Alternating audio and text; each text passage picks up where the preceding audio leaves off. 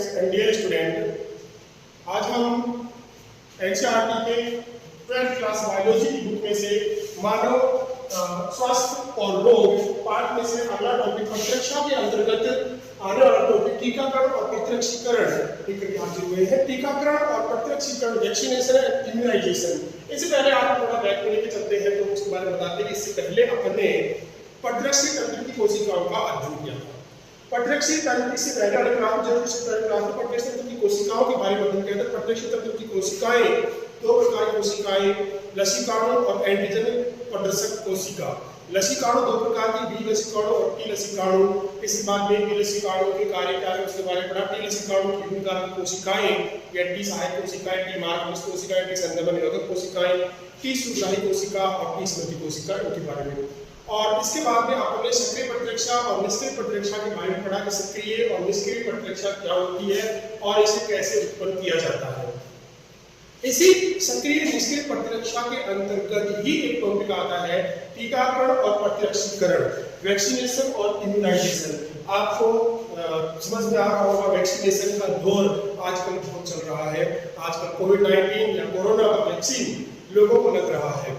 सबसे पहले जो वैक्सीनेशन हुआ था वो बुजुर्गों को, अर्थात उससे पहले अगर बात करें उससे पहले तो सबसे पहले जो कोरोना वॉरियर्स लोग थे जो सबसे पहले फ्रंट लाइन में आते थे, जैसे कि डॉक्टर्स हैं, नर्स हैं, पुलिसमैन हैं, आर्मी मैन हैं, इन सभी के पहले टीकाकरण हुआ। और उसके बाद में बुजुर्गों का टीकाकरण हुआ 45 एज से ऊपर के लोगों में, और अब चल रहा है 18 प्लस से 45 की एज के लोगों का टीकाकरण। इसके बाद में अब आएगा आप लोगों का अर्थात 6 to 12 एज, 6 to 18 एज के बच्चों के बारे में। तो वैक्सीनेशन के बारे में पढ़ने से पहले, इस टॉपिक को पढ़ने से पहले हम वैक्सीनेशन प्रक्रिया का बारे में जानते हैं। क्या देखिए, वैक्सीनेशन जो आजकल चल रहा है, वैक्सीनेशन प्रोग्राम कई जगह पे चल रहा है, शायद आपने देखा होगा, आपके भी घरों में लोगों ने वैक्सीनेशन करवाया होगा कोविड-19 का। इससे पहले आपका भी बचपन के अंदर वैक्सीनेशन हुआ है, सभी का होता है बचपन के अंदर, पोलियो के, खसरा के, टीबी के, डिप्थीरिया, तो सभी के वैक्सीन, पोलियो आदि के वैक्सीन लगते रहते हैं, बचपन के अंदर लगते हैं। लेकिन अभी युवा होने के बाद भी वैक्सीन प्रोग्राम चल रहा है वैक्सीनेशन। तो वैक्सीनेशन के अंदर क्या होता है? वैक्सीनेशन वैक्सीन है टीका जो दिया जाता है, वो टीका एक दवा के रूप में ऑरली हो सकता है अर्थात मुंह से दिया जा सकता है, ड्रॉप के रूप में, बूंदों के रूप में, यानी कि दवाई के रूप में पीने के लिए, लिक्विड रूप में, और दूसरा इंजेक्शन के द्वारा भी दिया जाता है। इंजेक्शन के द्वारा भी दिया जाता है और ऑरल भी दिया जाता है। तो वैक्सीन के अंदर होता क्या है? देखिए, जो भी वैक्सीन होती है वो वैक्सीन इसलिए दी जाती है ताकि उससे लड़ने की क्षमता शरीर में पहले से ही विकसित हो जाए। हम उस रोग से ग्रसित हो उससे पहले ही उस रोग से लड़ने की क्षमता हमारे अंदर विकसित हो जाए। इसीलिए जन्म के बाद शिशु को, बालक को बहुत सारी वैक्सीन लगाई जाती है। वो इसलिए लगाई जाती है कि भविष्य में जब वो बड़ा होता है, वयस्क होता है, उस समय उसके अंदर ये रोग ना हो, इसलिए उसे पहले ही बहुत सारी वैक्सीन दी जाती है। ये वैक्सीन तो दी जाती है जैसे ही जो भी रोग होता है उस रोग कारक की संरचना वाले ही ये वैक्सीन होती है। अर्थात पोलियो के वायरस में, पोलियो के टीके में पोलियो के ही वायरस होते हैं, पोलियो के टीके में पोलियो के ही वायरस होते हैं, परंतु ये वायरस संसाधित होते हैं। अर्थात पोलियो के टीके के अंदर जो पोलियो के वायरस दिए जाते हैं वो मृत होते हैं, निष्क्रिय होते हैं। हमने इससे पहले की क्लास में कई बार पढ़ा है, कई बार मैंने जिक्र किया है मेमोरी सेल्स और एंटीबॉडी। वैक्सीन का जो लक्ष्य होता है, उद्देश्य होता है वैक्सीनेशन का, यही होता है कि शरीर में मेमोरी सेल और एंटीबॉडी को बनाया जाए। पहले से ही शरीर को मेमोरी सेल और एंटीबॉडी बनाकर तैयार कर लिया जाए। इसीलिए बचपन के अंदर जो वैक्सीन लगती है, जो टीके लगते हैं, उन टीकों के द्वारा शरीर में पहले से ही एंटीबॉडी और मेमोरी सेल बना ली जाती है। ये मेमोरी सेल भविष्य में जब भी कभी वो रोग कारक प्रवेश करता है तो उस रोग कारक को मेमोरी सेल, वो याददाश्त कोशिकाएं पहचान लेती है। क्यों पहचान लेती है? टीके के अंदर दवा दी जाती है, वैक्सीन के अंदर दवा दी जाती है, उस वैक्सीन में वो रोग कारक ही होते हैं, लेकिन वो रोग कारक मृत होते हैं, निष्क्रिय होते हैं, निष्प्रभावित होते हैं। विभिन्न माध्यमों के द्वारा उनको संसाधित किया जाता है, इसलिए वो रोग नहीं फैला पाते हैं। दूसरा, उन रोग कारकों की मात्रा टीके के अंदर निश्चित होती है, कम मात्रा में होती है, इसलिए वो रोग कारक हमें प्रभाव नहीं कर पाते। परंतु हमारे शरीर को क्या चाहिए? हमारे शरीर के अंदर जो शरीर का प्रतिरक्षक तंत्र है, वो प्रतिरक्षक तंत्र उस रोग कारक की बाहरी संरचना को पहचानता है, उसकी सकल सूरत को पहचानता है, उस सकल सूरत को पहचान करके और उसको समझ जाता है कि ये बाहर की वस्तु है, शरीर का नहीं है। क्योंकि आपने ये पढ़ाया था कि जो प्रत्येक शरीर की कोशिकाएं हैं उनका एक गुण होता है अपने और पराये का। अपनी कोशिकाओं को पहचान के पराये कोशिकाओं को नष्ट करती है। इसलिए जब वैक्सीन दिया जाता है तो उस वैक्सीन के अंदर जो रोग कारक की संरचना सकल सूरत होती है उसको हमारी प्रतिरक्षक कोशिकाएं पहचानती हैं और पहचान करके उसे एंटीबॉडी बनाती है, उसके लिए उसको नष्ट कर देती है और साथ ही साथ मेमोरी कोशिका बनाती है। उस रोग कारक की सिर्फ बाह्य संरचना को पहचानती है, उस संरचना को पहचान करके और उसके खिलाफ मेमोरी सेल्स भी बना लेती है और वो याददाश्त कोशिकाएं उसकी संरचना को हमेशा के लिए जीवन भर के लिए याद रखती है। भविष्य में यदि वो रोग कारक फिर से कभी प्रवेश करता है तो मेमोरी सेल्स उस रोग कारक की संरचना को पहचान लेती है कि ये रोग कारक पहले भी आया था और ये हमारे शरीर का नहीं है और उसे तीव्र अनुक्रिया तेजी से फास्ट रिस्पॉन्स के साथ उसको नष्ट कर देती है। तो इसी प्रकार सभी टीकों के अंदर उस रोग कारक की संरचना होती है, उनके बाहरी आवरण होते हैं, आवरण के टुकड़े होते हैं या फिर उन रोग कारकों से बनने वाला विष होता है, उसको भी संसाधित करके शरीर में डाला जाता है। इस प्रकार से टीकाकरण किया जाता है। अब बात करते हैं कोविड के टीके की। कोविड के टीके के लिए कई वैक्सीन आ रही हैं, कोवैक्सीन है, कोविशील्ड है, मॉडर्ना है, स्पुतनिक वी है, जॉनसन ने भी एक वैक्सीन निकाली है जो एक ही डोज दी जाती है बच्चों के लिए। आपातकालीन स्थिति के अंदर उसकी अनुमति भारत ने प्रदान की है। तो इनके अंदर क्या है देखिए, मुझे सभी टीकों की इतनी जानकारी नहीं है अभी, लेकिन फिर भी आपको बता दूं कि जो कोविशील्ड बनाई गई है, कोविशील्ड के अंदर क्या किया है, कोरोना वायरस के बाह्य आवरण के टुकड़े लिए गए हैं।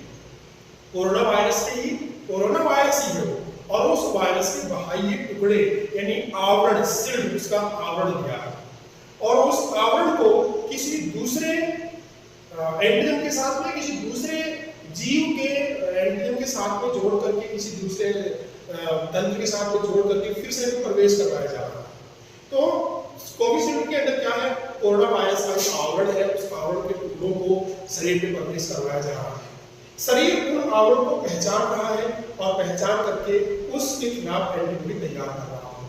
ये एंटीबॉडी निर्माण धीरे धीरे हो रहा है, इसीलिए इसकी कोविशील्ड की 2 डोज दी जा रही है। पहली डोज के अंदर जो रेस्पॉन्स प्रथम अनुक्रिया, ध्यान रखिए प्रथम अनुक्रिया धीमी होती है, पहले बताया आपको। तो इसमें जब कोविशील्ड की पहली खुराक दी जाती है तो उस समय वो कम मात्रा में एंटीबॉडी बनती है और वो कम मात्रा में एंटीबॉडी जो खुराक दी जाती है उस खुराक को नष्ट कर देती है, लेकिन उसके विरुद्ध एंटीबॉडी और मेमोरी सेल तैयार हो जाती है। जब दूसरी डोज दी जाती है तो वो जो पहले से बनी हुई मेमोरी सेल है वो उन्हीं डोज के अंदर आए हुए कोरोना वायरस की आकृति को पहचान करके उसे और भी तीव्र रूप से सेकेंडरी रेस्पॉन्स होता है द्वितीयक अनुक्रिया के तहत और अधिक तीव्र रूप से उसको नष्ट करेगी और भविष्य के लिए मेमोरी सेल तैयार कर देगी। कोवैक्सीन के अंदर इसी प्रकार से उनके अंदर भी कोरोना वायरस के ही कुछ खंड या टुकड़े लिए गए हैं, किसी के आविष लिए गए हैं, मॉडर्ना के अंदर किसी अन्य जंतु के से लिए गए। इस प्रकार के अलग अलग प्रकार की पूरी जानकारी लेनी बिल्कुल इस बारे में पढ़ा था, लेकिन डिटेल से नहीं पढ़ा, जो नहीं होती है कोई बात। अब उसके अंदर कोविशील्ड या कोरोना वायरस जो भी वैक्सीन है उनके अंदर इसी प्रकार से कोरोना वायरस की आकृति से मिलते जुलते रूप ही शरीर में प्रवेश करवाए जा रहे हैं। एक वैक्सीन तो ऐसी भी है जिसमें कोरोना वायरस का मिलता जुलता रूप ही शरीर में प्रवेश करवाया जा रहा है। तो शरीर उनकी बाह्य संरचना को पहचान करके उनके विरुद्ध एंटीबॉडी और मेमोरी सेल की कोशिका तैयार कर रहा है। भविष्य में यदि वो वायरस हमारे शरीर में प्रवेश करता है, जिसका वैक्सीनेशन हो जाता है, उसके शरीर में भविष्य में यदि वो वायरस प्रवेश करता है तो पहले से ही बिना कोरोना वायरस से संक्रमित हुए ही, बिना किसी का कोरोना रोग हुए ही उस व्यक्ति के अंदर उससे लड़ने की क्षमता विकसित हो चुकी है, वैक्सीनेशन के द्वारा कर ली गई है, इसीलिए वैक्सीनेशन हो रहा है। तो वैक्सीनेशन प्रोग्राम जो है उसके अंतर्गत रोगों से लड़ने के लिए रोग कारकों को निम्रत, निष्क्रिय, निष्प्रभावी करके शरीर में प्रवेश करवाया जाता है। अब वैक्सीनेशन भी निष्क्रिय और सक्रिय दोनों प्रकार का होता है। सक्रिय वैक्सीनेशन भी होता है, यानी सक्रिय टीकाकरण भी होता है और निष्क्रिय टीकाकरण भी होता है। सक्रिय टीकाकरण के अंदर क्या होगा, वही उसके प्रतिरक्षा में हो रहा है। इस सक्रिय टीकाकरण में मृत रोगाणु, जीवित मृत या निष्क्रिय रोगाणु को शरीर में प्रवेश करवाया जाएगा। शरीर उन रोगाणुओं को एंटीजन समझेगा, एंटीजन के विरुद्ध शरीर एंटीबॉडी बनाएगा और एंटीबॉडी लंबे समय तक दीर्घ काल के लिए शरीर के अंदर रहेंगी, प्लस साथ में मेमोरी कोशिका बनेगी। ये होगा सक्रिय प्रत्यक्षीकरण या सक्रिय टीकाकरण। निष्क्रिय टीकाकरण के अंतर्गत क्या होगा? निष्क्रिय टीकाकरण के अंतर्गत शरीर में पहले से ही निर्मित एंटीबॉडी ही प्रवेश करवाई जाएगी और ये एंटीबॉडी तीव्र रूप से उस रोग को नष्ट कर देंगी। इनका प्रभाव कम समय के लिए होगा, इनके साइड इफेक्ट भी हो सकते हैं। तो आइए अब हम हमारा टॉपिक शुरू करते हैं, टीकाकरण और प्रत्यक्षीकरण। इसके बाद जो हम पढ़ेंगे वो पढ़ेंगे शरीर प्रतिरक्षा तंत्र कहाँ पर है। तो पहला टॉपिक अपना चलता है टीकाकरण और प्रत्यक्षीकरण। टीकाकरण और प्रत्यक्षीकरण का हम सबसे पहले इतिहास पढ़ते हैं, हिस्ट्री। सबसे पहले एडवर्ड जेनर नामक वैज्ञानिक ने टीकाकरण क्रिया का उपयोग किया। एडवर्ड जेनर कब से कब तक रहे ये? 1749 से 1823 तक। जन्म है, 1823 की मृत्यु है।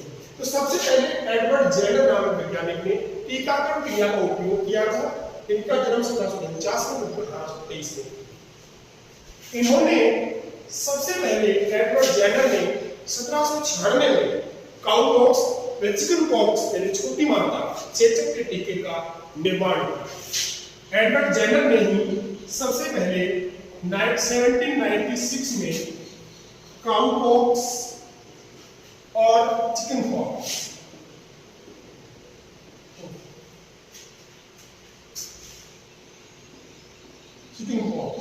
जिसको चेचक भी कहते हैं के टीके का आविष्कार किया। एडवर्ड जेनर ने 1796 में काउपॉक्स और चिकनपॉक्स के टीके का आविष्कार किया, निर्माण किया। एडवर्ड जेनर ने सबसे पहले यह टीका जिस बालक ने लगाया उस बालक का नाम था जेम्स फीटस नामक बालक ने सर्वप्रथम लगा। चेचक के टीके को सबसे पहले एडवर्ड जेनर ने जेम्स फीटस नामक बालक ने सर्वप्रथम लगाया। तो चेचक के टीके को सबसे पहले एडवर्ड जेनर ने जेम्स फीटस नामक बालक ने सबसे पहले लगाया। टीकाकरण शब्द का उपयोग सर्वप्रथम फ्रांसीसी वैज्ञानिक लुई पास्चर ने किया। चौथा इतिहास है कि टीका व टीकाकरण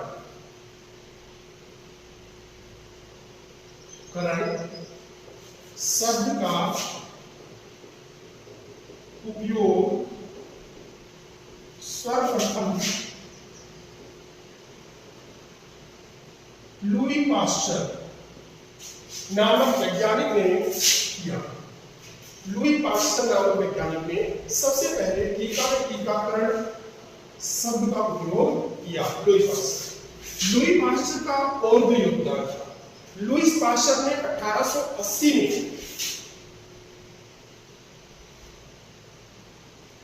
लुई पास्चर ने 1880 में रेबीज और एंथ्रेक्स क्या है? एंथ्रेक्स मुर्गियों में हैजा या कोलेरा रोग टीके का आविष्कार किया। लुई पास्चर ने 1880 में रेबीज व एंथ्रेक्स यानी मुर्गियों में हैजा या कोलेरा के टीके की खोज की। लुई पास्चर ने 1880 में रेबीज और एंथ्रेक्स मुर्गियों में हैजा या कोलेरा के टीके की खोज की। टीकाकरण का शाब्दिक अर्थ क्या है? टीकाकरण शब्द लैटिन भाषा के वैका से लिया गया है। वैक्सीनेशन शब्द लैटिन भाषा के वैका शब्द से लिया गया है। इस वैका का अर्थ होता है काउ यानी गाय, जिसका अर्थ होता है काउ यानी गाय।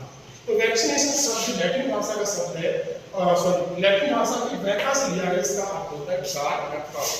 परिभाषा क्या है टीकाकरण? निष्क्रिय शक्ति दोनों को जोड़ती थी, बस सक्रिय में तो निष्क्रिय रोगाणु और निष्क्रिय के अंदर डायरेक्ट एंटीबॉडी। तो किसी अक्रिय या सूक्ष्म मृत जीव या उससे उत्पन्न विष की अति सूक्ष्म मात्रा को, बहुत कम मात्रा को शरीर में प्रवेश कराने की प्रक्रिया को टीकाकरण कहते हैं। किसी अक्रिय या मृत सूक्ष्म जीव या उससे उत्पन्न विष की अति सूक्ष्म मात्रा को शरीर में प्रवेश कराने की प्रक्रिया टीकाकरण कहलाती है। तथा जो पदार्थ टीकाकरण के दौरान शरीर में प्रवेश करवाया जाता है उसे टीका या वैक्सीन कहते हैं। तो वैक्सीनेशन या टीकाकरण की जो परिभाषा है वो क्या है कि किसी भी अक्रिय या सूक्ष्म मृत जीव या उससे उत्पन्न विष को अति सूक्ष्म मात्रा में शरीर में प्रवेश करवाने की प्रक्रिया टीकाकरण कहलाती है। तथा टीकाकरण के दौरान शरीर में प्रवेश कराए जाने वाली जो दवा है या जो पदार्थ है उसे टीका कहा जाता है, वैक्सीन कहा जाता है। प्रतिरक्षीकरण या टीकाकरण का सिद्धांत प्रतिरक्षी तंत्र की स्मृति के गुण पर आधारित है। ये आप विशेष ध्यान रखिएगा कि प्रतिरक्षीकरण या टीकाकरण जो कराया जाता है वो प्रतिरक्षी तंत्र के स्मृति के सिद्धांत पर कार्य करता है, जिसके अंदर टीकाकरण जब कराया जाता है तो उस टीके के दौरान जो टीका या दवा दी जाती है वो उसके खिलाफ शरीर उसके खिलाफ एंटीबॉडी और उसकी संरचना को स्मृति के अंदर बिठा लेता है या उसे याद रखता है। तो टीकाकरण या वैक्सीनेशन या प्रतिरक्षीकरण की जो प्रक्रिया है वो प्रतिरक्षी तंत्र के स्मृति के गुण पर आधारित है, स्मृति के सिद्धांत पर आधारित है। टीके में मृत कमजोर व संवर्धित प्रतिजन, टीके में एंटीजन भी हो सकती हैं, ये हम सक्रिय प्रतिरक्षीकरण की बात कर रहे हैं। टीके में मृत कमजोर व संवर्धित प्रतिजन या रोगजनक होते हैं। जब किसी व्यक्ति को टीका लगाया जाता है तो ये निष्क्रिय एंटीजन जो कि मृत हो सकती है, निष्क्रिय हो सकती है, जीवित हो सकती है, संसाधित हो सकती है। ये निष्क्रिय एंटीजन उस व्यक्ति के शरीर में प्रवेश करके एंटीबॉडीज के निर्माण को प्रेरित करते हैं। जब भी किसी व्यक्ति में टीका लगाया जाता है, अभी कोविड टीका लगा रहे हैं तो वो टीका लगाया जाता है तो उस कोविड के खिलाफ एंटीबॉडी शरीर में निर्माण को प्रेरित कर रही है, एंटीबॉडी निर्माण को प्रेरित होता है। तो जब भी किसी व्यक्ति के शरीर में निष्क्रिय टीके या एंटीजन उस व्यक्ति से प्रवेश कराया जाता है तो एंटीबॉडी के निर्माण को प्रेरित करते हैं। ये एंटीबॉडीज लंबे समय तक शरीर को संक्रमण से बचाते हैं। टीकाकरण में स्मृति बी और स्मृति बी कोशिकाएं बनती हैं, यानी मेमोरी कोशिकाएं भी बनती हैं जो रोगजनक को जल्दी से पहचान कर एंटीबॉडी या प्रतिरक्षियों के उत्पादन द्वारा रोगजनकों को खत्म कर देती है।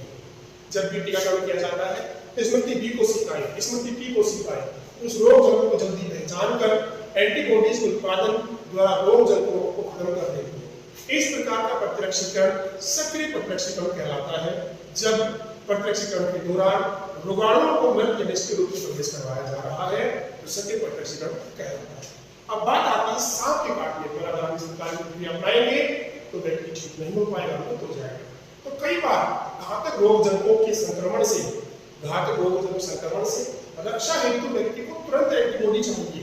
उस समय हम एंटीजन नहीं देंगे, यदि एंटीजन देंगे तो शरीर उसको पहचानेगा, फिर एंटीबॉडी बनाएगा, मेमोरी सेल बनाएगा, एंटीबॉडी की संख्या बढ़ेगी, तब जाकर वो एंटीजन या वो जहर खत्म होगा, तब तक व्यक्ति खत्म हो जाएगा। इसलिए घातक रोगों के संक्रमण से तुरंत सुरक्षा हेतु एंटीबॉडीज या प्रतिरक्षी की आवश्यकता होती है। इसके लिए टीके द्वारा सीधे ही प्रतिरक्षी या प्रतिआविश एंटीटॉक्सिक शरीर में प्रवेश कराया जाता है। जैसे सांप के काटने पर तथा टिटनस में जो सुई लगाई जाती है उनमें पहले से निर्मित एंटीबॉडी या प्रतिरक्षी होते हैं। इसलिए इस प्रकार के प्रतिरक्षीकरण को निष्क्रिय प्रतिरक्षीकरण कहते हैं, जिसके अंतर्गत एंटीबॉडीज भी दी जाती है। टीके का निर्माण अलग अलग प्रकार से होता है। मृत रोगाणु, निष्क्रिय रोगाणु होते हैं या रोग कारकों के आविश होते हैं, रोग कारकों द्वारा बनने वाला विष होता है।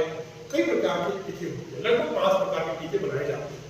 इन्हीं में से आज का जो टीका निर्माण की प्रक्रिया चल रही है बहुत ही प्रभावी और उत्तम गुणवत्ता युक्त टीके का निर्माण होता है।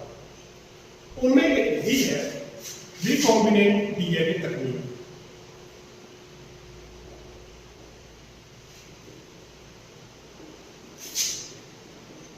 रिकॉम्बिनेंट डीएनए टेक्निक या पुनर्योगज डीएनए प्रक्रिया।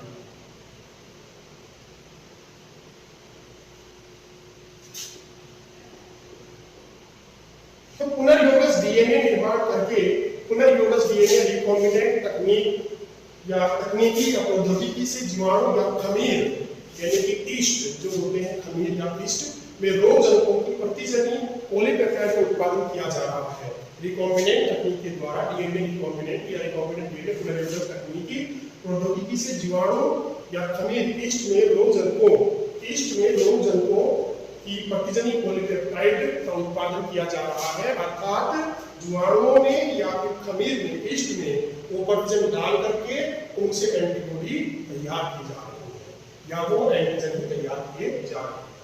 इस विधि से टीकों का बड़े पैमाने पर उत्पादन हो रहा है, अतः प्रत्यक्षीकरण हेतु इन टीकों की उपलब्धता खूब बढ़ी है, इनकी मांग भी बढ़ी है और उपलब्धता भी बढ़ी है। जैसे खमीर से बनने वाला टीका है, एक खमीर से बनने वाला टीका याद रखिएगा, बहुत इंपॉर्टेंट पूछ सकते हैं क्वेश्चन में। खमीर या ईस्ट से बनने वाला टीका जो है, जो खमीर से बनता है और वो है यकृत शोथ बी, हेपेटाइटिस बी का टीका। हेपेटाइटिस बी का जो टीका है वो खमीर के द्वारा खमीर के अंदर बनाया जाता है। तो इस प्रकार से जो टीके का निर्माण हो रहा है वो पुनर्योगज तकनीक के द्वारा आजकल टीकों का निर्माण हो रहा है। ये टीके ज्यादा प्रभावी और बहुत जल्दी ही अनुक्रिया करते हैं और अच्छे प्रकार के टीके होते हैं। ये था हमारा टीकाकरण और प्रत्यक्षीकरण। ठीक है, प्रत्यक्ष तंत्र के अंतर्गत हमने प्रत्यक्षीकरण और टीकाकरण के बारे में सामान्य जानकारी और जो आपकी बुक में दी हुई जानकारी या इसके बाद हम चलते हैं अगले टॉपिक पर, शरीर में प्रतिरक्षा तंत्र। शरीर में कहां-कहां पर प्रतिरक्षा तंत्र होता है।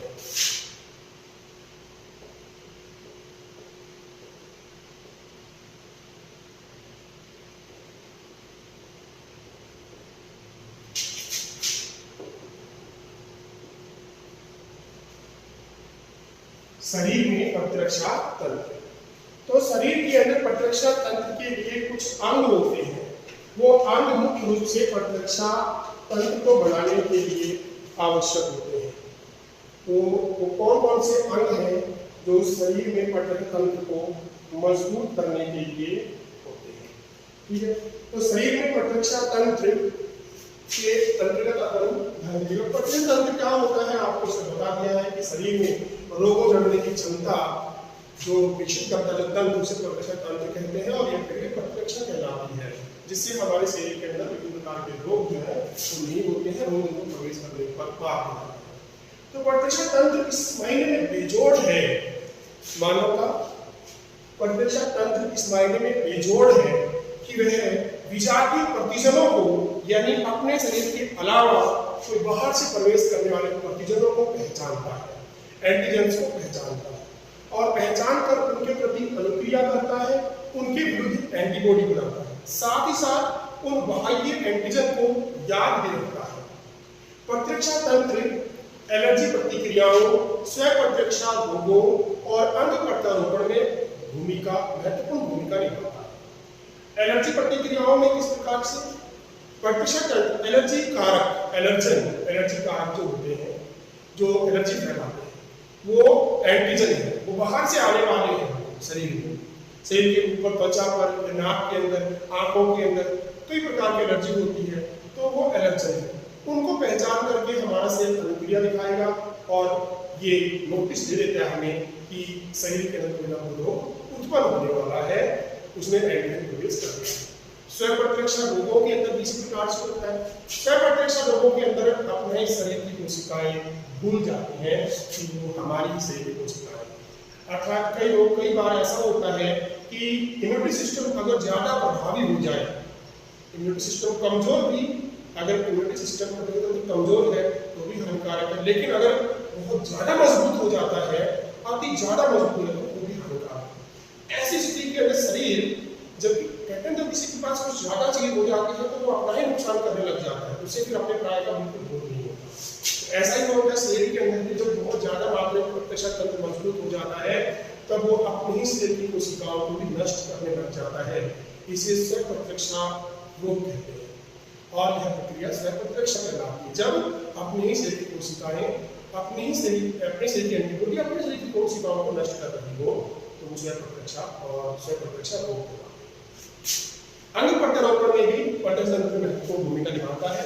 अंग प्रत्यारोपण के समय जब कोई अंग शरीर में प्रत्यारोपित या ट्रांसप्लांट किया जाता है, जैसे कि किडनी ट्रांसप्लांट होती है, हार्ट ट्रांसप्लांट होता है, नेटिव ट्रांसप्लांट होते हैं, तो ऐसी स्थिति के अंदर भी शरीर उन ट्रांसप्लांट ऑर्गन्स को, उन अंगों को, प्रत्यारोपित अंगों को पहचान लेता है कि ये अंग हमारे शरीर का नहीं है और उसे अस्वीकार कर देता है। इनके अंदर भी ये महत्वपूर्ण है। मानव में प्रतिरक्षा तंत्र निम्न रचनाओं से मिलकर के बना होता है। मानव प्रतिरक्षा तंत्र जो निम्न रचनाएं हैं उनसे मिलकर बना होता है और वो 4 प्रकार की रचनाएं हैं।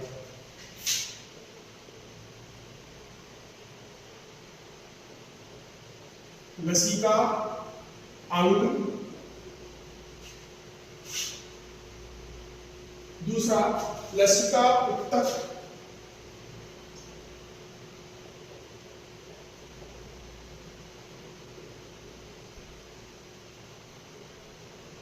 लसिकाभ अंग भी बोल देते हैं। लसिका अंग को लसिकाभ अंग, लसिकाभ भी लिखते हैं।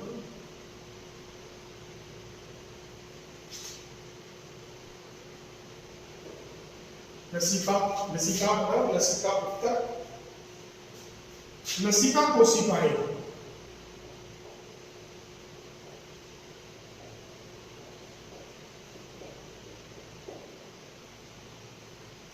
लसिका कोशिकाएं और लसिका कोशिकाओं के बाद आता है घुलनशील अणु,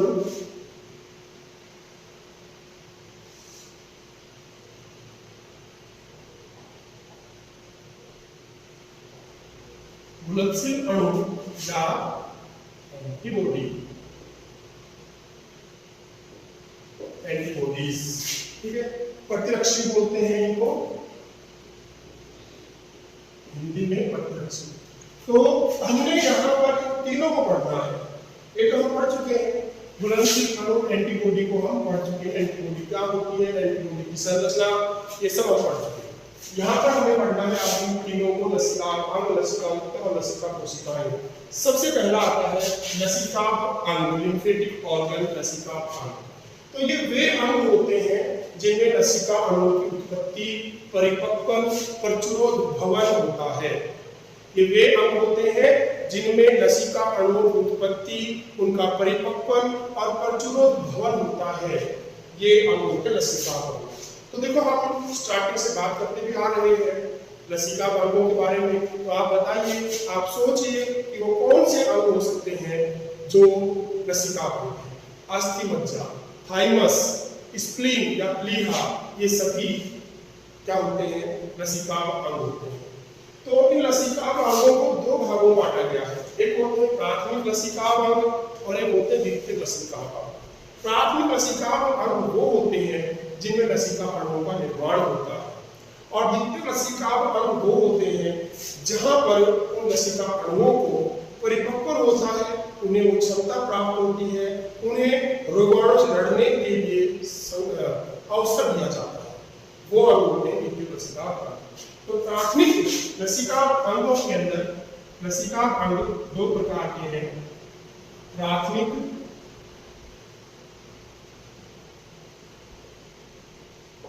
लसिका अंग और दूसरे द्वितीयक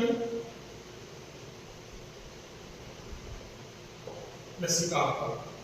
प्राथमिक और द्वितीयक लसिका अंग एक को पढ़ते हैं। पहले प्राथमिक, वे अंग जहां अपरिपक्व लसिका अणु एंटीजन के प्रति संवेदनशील लसिका अणु में विभेदित हो जाते हैं। तो यहाँ पर क्या होता है, अपरिपक्व लसिका अणु जो है एंटीजन के प्रति संवेदनशील लसिका अणु में विभेदित हो जाता है। एंटीजन के प्रति वो संवेदनशील हो जाता है कि ये एंटीजन है और इससे मुझे लड़ना है, लेकिन पूर्ण रूप से वो सक्षम नहीं होता। तो ये वे अंग होते हैं जहां अपरिपक्व लसिका अणु एंटीजन के प्रति संवेदनशील अणु में विभेदित हो जाते हैं, बच जाते हैं, जैसे अस्थिमज्जा व थाइमस। अस्थिमज्जा और थाइमस के अंदर, अस्थिमज्जा में तो निर्माण ही होता है, तो परिपक्व भी होते हैं, और थाइमस में जाकर के टी लसिकाणु परिपक्वता को ओर बढ़ते हैं। तो जब वो जाते हैं तो उस समय एंटीजन के साथ उनकी सामना होता है, उस समय वो परिपक्व होते हैं, तो उस समय वो संवेदनशील हो जाते हैं कि ये एंटीजन है, इसको नष्ट करना है। द्वितीय लसिका अंग वो होते हैं जो जिनके अंदर पहले से ही परिपक्व लसिका अणु होते हैं, जैसे कि श्वसन मार्ग के अंदर टॉन्सिल, आंख बाहर नाल में छोटी आंत के पास में पेट पैचेस, अपेंडिक्स, ये सभी क्या होते हैं? द्वितीय लसिका अणु होते हैं। ये अंग वे अंग जहां लसिका अणुओं की एंटीजन के साथ पारस्परिक क्रिया होती है, लड़ाई होती है, संघर्ष होता है, मुठभेड़ होती है। ये वे अंग जहां लसिका अणुओं की एंटीजन के साथ पारस्परिक क्रिया होती है तथा लसिका अणुओं की संख्या में वृद्धि और सक्रियण होता है, वो एक्टिव हो जाती है, वो उनकी वृद्धि होगी और सक्रियण होता है, जैसे प्लीहा, स्प्लीन, लसिका ग्रंथियां, टॉन्सिल्स, पेट पैचेज, क्षुद्रांत में छोटी आंत में होते हैं, परिशेषिका, अपेंडिक्स। ये सभी वे अंग हैं जहां लसिका अणुओं की रोगाणुओं के साथ में, एंटीजन के साथ में मुठभेड़ होती है। टॉन्सिल्स है, प्लीहा है, लसिका ग्रंथियां है, पेट पैचेज है, अपेंडिक्स है या परिशेषिका, इनके अंदर हमेशा कोई ना कोई रोगकारक आते होते हैं। अपेंडिक्स और पेट पैचेज के पास में किस प्रकार से भोजन के माध्यम से रोगकारक प्रवेश कर जाते हैं, भोजन के साथ आए रोगकारक को नष्ट करने के लिए पेट पैचेज और अपेंडिक्स के अंदर पहले से ही परिपक्व लसिका अणु होते हैं। टॉन्सिल्स के अंदर भी श्वसन मार्ग के द्वारा प्रवेश करने वाले रोगाणु को मारने के लिए टॉन्सिल्स में पहले से ही परिपक्व लसिका अणु होते हैं। तो ये सभी क्या होते हैं? द्वितीय लसिका अणु। तो हम यहाँ पर प्राथमिक और द्वितीय लसिका अणुओं के बारे में शॉर्ट में थोड़ा सा पढ़ते हैं। थाइमस, पहला है थाइमस, ये पहले आप बताया था। यह एक पानीयुक्त अंग है, अंग के साथ साथ यह एक ग्रंथि भी है, और ये कहाँ होती है? हृदय के पास। हृदय जो कि दोनों फेफड़ों के बीच में स्थित होता है, थोड़ा बाएं और झुका रहता है। हृदय के पास में ओस की हड्डी, ये ओस की हड्डी कौन सी होती है? छाती के बीच की हड्डी, ओस की हड्डी, स्टर्नम अस्थि, स्टर्नम बोन, इस ओस की हड्डी के जस्ट नीचे होती है थाइमस ग्रंथि। जन्म के समय थाइमस काफी बड़ी होती है, जैसे जैसे उम्र बढ़ती है वैसे वैसे इसका आकार बढ़ता जाता है, और वृद्धावस्था में यौनावस्था आने पर, पहले यौनावस्था आती है, यौनावस्था आने पर ये बहुत छोटे आकार की हो जाती है, और वृद्धावस्था के लिए बिल्कुल पतले धागे के समान ही रह जाती है। थाइमस ग्रंथि जो है टी लसिकाणुओं के परिपक्वन के लिए सूक्ष्म पर्यावरण उपलब्ध करवाती है। तो टी लसिकाणुओं का परिपक्वन जो है वो थाइमस ग्रंथि में होता है, इसीलिए उसको थाइमस ग्रंथि में लसिकाणुओं का परिपक्वन टी लसिकाणु का परिपक्वन होता है, इसीलिए टी लसिकाणु को थाइमस है। प्लीहा या स्प्लीन, थाइमस हो गया। इसके बाद में द्वितीय लसिका के अंदर, इसके अंतर्गत जो प्राथमिक अंग है उनमें प्लीहा भी एक अंग है, स्प्लीन, जिसमें आरबीसी संग्रहित रहती है। यह सेम के बीज की आकृति का एक बड़ा अंग है। सेम का बीज जो होता है, यानी इस प्रकार का होता है सेम का बीज, तो सेम के बीज की आकृति का एक बड़ा अंग है। इसमें मुख्य रूप से लसिका अणु और भक्षकाणु होते हैं। मुख्य रूप से क्या होते हैं? इसके अंदर भी लसिका अणु होते हैं, लसिकाणु होते हैं, यानी लिम्फोसाइट होते हैं, बीपी लसिकाणु, और इसके साथ साथ इसके अंदर भक्षकाणु भी होते हैं, यानी मैक्रोफेजेस होते हैं जो भक्षण करते हैं। यह रुधिर में पैदा होने वाले सूक्ष्म जीवों को फंसाकर, रुधिर के अंदर जो सूक्ष्म जीव रोग कारक होते हैं को फंसाकर रुधिर निषेचन या फिल्टर के रूप में कार्य करते हैं। जो लसिकाणु होते हैं स्प्लीन के अंदर, और जो भक्षकाणु होते हैं रुधिर के अंदर जो रोग कारक है उनको नष्ट करते हैं, और सूक्ष्म जीवों को फंसाकर उन्हें अक्रिय निषेचन रुधिर को छानते हैं, उनको साफ करते हैं। प्लीहा में आरबीसी का भंडार होता है, प्लीहा के अंदर आरबीसी का भंडार होता है। स्प्लीन के अंदर आरबीसी रहती है, स्प्लीन आरबीसी से अलग से भरा हुआ होता है। नष्ट होने वाली या जिन आरबीसी की आयु पूरी हो जाती है, जिन आरबीसी की आयु पूरी हो जाती है, वो आरबीसी की आकर के स्प्लीन में नष्ट हो जाती है, स्प्लीन में आकर के या प्लीहा में आकर दफन हो जाती है। इसीलिए प्लीहा या आरबीसी, प्लीहा या स्प्लीन को आरबीसी का कब्रिस्तान या शमशान घाट भी कहा जाता है। ठीक है, अगला है लसिका ग्रंथियां, जो कि प्राथमिक लसिका अंगों के अंदर, द्वितीय लसिका अंग के अंदर आती है लसिका ग्रंथियां। द्वितीय लसिका अंगों के अंदर पेट पैचेज, स्प्राक के अंदर अपेंडिक्स है और उससे ये सभी लसिका ग्रंथियां दिखती है लसिका अंतर्गत। लसिका ग्रंथियां, अब देखिए शरीर के अंदर लसिका वाहिनियां होती है। मैं आपको पहले मैं साधारण रूप से बताता हूँ। शरीर में लसिका वाहिनियां होती हैं। ये लसिका वाहिनियां पूरे शरीर के अंदर फैली होती हैं जिनमें लसिका बहती रहती है। ये लसिका वाहिनियां किसी विशेष स्थान पर आकर के जुड़ जाती है। जहाँ पर लसिका वाहिनी आकर जुड़ती है वहाँ पर लसिका ग्रंथियां या गांठ बन जाती है। ये गांठें जो होती हैं इन गांठों के अंदर अधिक मात्रा में लसिका अणु भी होते हैं। जब भी कोई संक्रमण होता है, जिस स्थान पर संक्रमण होता है उस स्थान के हिसाब से वो लसिका गांठें सक्रिय हो जाती हैं, वो लसिका गांठें फूल जाती हैं, क्योंकि उन्हें अधिक मात्रा में लसिका का निर्माण करना होता है ताकि संक्रमण को नष्ट किया जा सके। जैसे कि हमारे शरीर के नाभि से ऊपर वाले हिस्से में, नाभि से ऊपर वाले हिस्से में और गर्दन से नीचे वाले हिस्से, गर्दन से नीचे और नाभि से ऊपर वाले हिस्से में अगर कोई संक्रमण होता है, कोई घाव हो जाता है, कोई चोट लग जाती है, कोई कट लग जाता है या उसको बवाल हो जाती है, तो उस समय हमारे अंडर आर्म्स के नीचे की लसिका ग्रंथियां फूल जाती है। अंडर आर्म्स के नीचे जो लसिका ग्रंथियां होती है वो फूल जाती है और उनके फूलने से अंडर आर्म्स के नीचे वाले भाग में दर्द भी होता है। इसी प्रकार से नाभि के नीचे वाले हिस्से में पैर के अंदर यदि कोई घाव हो जाता है, कोई फोड़ा हो जाता है, फुंसी हो जाती है, पक जाता है, बवाल हो जाती है, तो हमारे नाभि से नीचे जननांग के दोनों तरफ, जननांग जो है बाह्य जननांग जिससे या वेजाइना है, उसके दोनों तरफ के जो भाग होते हैं, ग्लोइंग भाग से ऊपर का भाग होता है, वहां पर लसिका ग्रंथियां होती है, गांठें होती है, वो फूल जाती है, जिससे चलने में दिक्कत होती है और दर्द होता है। उस समय वो क्यों फूलती है? ताकि जो पैर के अंदर चोट लगी है उस संक्रमण को आगे न फैलने दिया जाए, इसके लिए सक्रिय हो जाती है। तो ये लसिका ग्रंथियां लसिका तंत्र का भाग होती है। तो ये लसिका तंत्र में अलग अलग स्थानों पर छोटी ठोस गांठ के रूप में पाई जाती है। अलग अलग स्थानों पर छोटी ठोस गांठ के रूप में मैं आपको बता दूं मुख्य रूप से ये टॉन्सिल्स, अंडर आर्म्स के नीचे, दरनावे के दोनों तरफ आदि स्थान पर ज्यादा सक्रिय गांठ होती है। इसमें लसिका में उत्तक द्रव में पाए जाने वाले एंटीजन को फंसा दिया जाता है। लसिका में उत्तक द्रव यानी कि रक्त में इनके अंदर आने वाले एंटीजन है उनको फंसा दिया जाता है। इन एंटीजनों से लसिकाणु का सक्रिय और प्रत्यक्ष अनुक्रिया होती है। इन एंटीजनों से लसिकाणु लड़ते हैं, उनसे अनुक्रिया करते हैं, एंटीबॉडी उनसे अनुक्रिया करती है, नष्ट कर देते हैं। अब देखिए लसिका कोशिकाएं हम पढ़ चुके हैं। लसिका कोशिका, लसिका तंत्र की कोशिका या प्रत्यक्ष कोशिका, लसिकाणु, लसिकाणु, लसिकाणु, ठीक है। लसिका काणु हो गए। अब बात है लसिका ऊतक की बात। तो ये लसिका ऊतक विशेष प्रकार का ऊतक होता है जिसको क्या कहते हैं,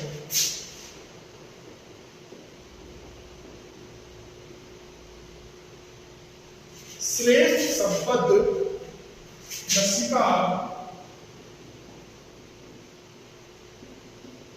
ऊतक। ध्यान रखना ये इंपोर्टेंट है। MALT माल्ट, म्यूकोसल संबद्ध यानी associated,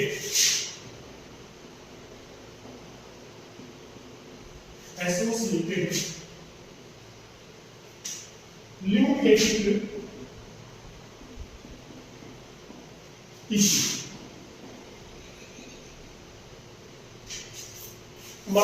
mucosal associated lymphatic tissue श्लेष्म संबद्ध लसिका ऊतक। बता दें आपको, देखिए श्लेष्मा से युक्त लसिका ऊतक यानी कि हमारे शरीर के श्वसन तंत्र के अंदर डायरेक्ट वायु का संपर्क होता है।